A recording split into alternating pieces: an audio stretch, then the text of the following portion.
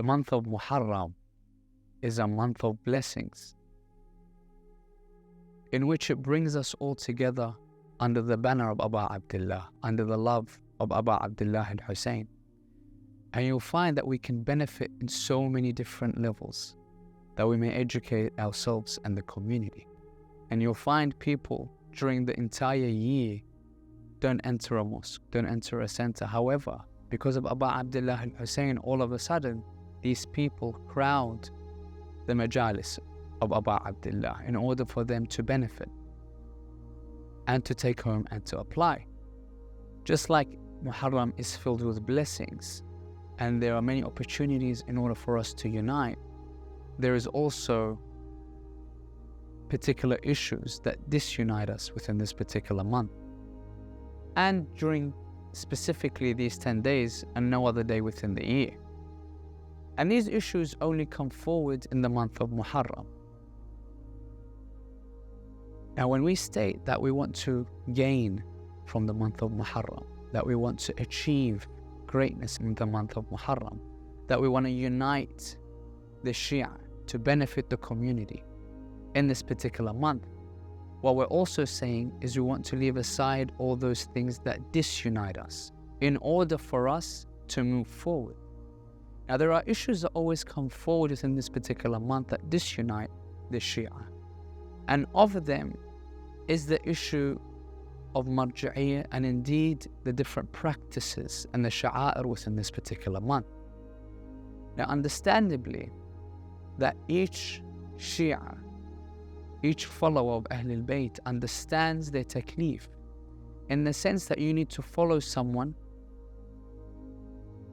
to learn how to perform your acts of worship, to learn the right and the wrong, to learn what is halal and what's haram, what's permissible and what's not permissible. Now, during this path of following the marja, some maraja may look at particular acts within this month and deem them to be not appropriate for Abu Abdullah Al-Hussain. Others may look at particular acts and say, no, we think that it may be beloved that you act in such a manner, that you perform such acts. And you'll find the difference of the opinions of the scholars at the highest regard can be seen through the conflict of all those that follow them. Now, understanding that without a shadow of doubt, we follow the exact same usul. We follow the same Prophet, the same Imam, the same Hussain. What we differ is a portion of a practice for Abu Abdullah Al-Hussain. However, you'll find this particular portion disunites Shia in such a level that you'll find they do not attend each other's centers.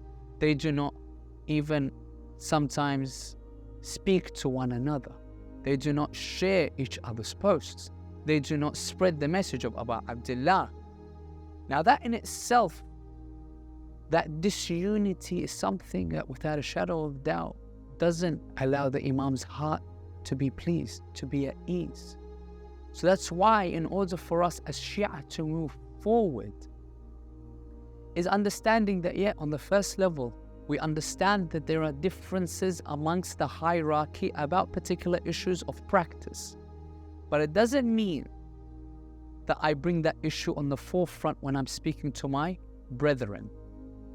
On the contrary, I say that no, this isn't what Muharram is all about. Muharram is about unifying under the banner of Abu Abdullah.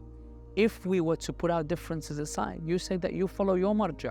He says as an example that you can perform, then you can perform. And I know that that person is not going to change, and I will not change. That in itself should tell us that doesn't matter how much I bring forward this issue of confrontation, this issue of difference. It's never going to change anyone's opinion because everyone's set in their ways. So for me to bring it forward in the first place is causing disunity. So therefore, let us accept each other and accept each other's practices and say to ourselves, at the end of the day, Allah subhanahu wa ta'ala is judging us based on our intentions. And when we take that into consideration, put aside the differences and bring forward all that unites us, you'll find that if we were able to do that this Muharram, that Allah subhanahu wa ta'ala, without a shadow of doubt, will allow us to progress. Imam Sahib al-Asri wa Zaman will look at us and says, look, these are my Shia, that they can put their differences aside and unite under the banner that is the most important, which is Abu Abdullah Al-Hussain. Let's take that particular perspective and understand that we are following what the Maraja are telling us to follow. And everyone has different people that they take their advice from. So inshallah, this can be the first Muharram that we progress to go beyond these issues and look towards Sahib al-Asri wa Zaman and tell him that it doesn't matter that this person does taqleed to this person or that person. At the end of the day, we're all following Imam Sahib al-Asri wa Zaman, and we all want to be under the banner of Imam Sahib al-Asri wa Zaman when he returns. Because he's not going to look at this person performs this act, this person doesn't perform. This person does taqleed to this person and not that person. That's not an issue. When the Imam comes, he's going to look at your sincerity. What you've done to put differences aside and unify the community. So let's start with ourselves, then our family circles and our friends, and then our communities. Once we come together on what unites us as Shia and to put aside all that disunites us, then we can move forward. And inshallah, this may be the first, hopefully, time or first Muharram that we aim to do this particular thing and practice these particular practices.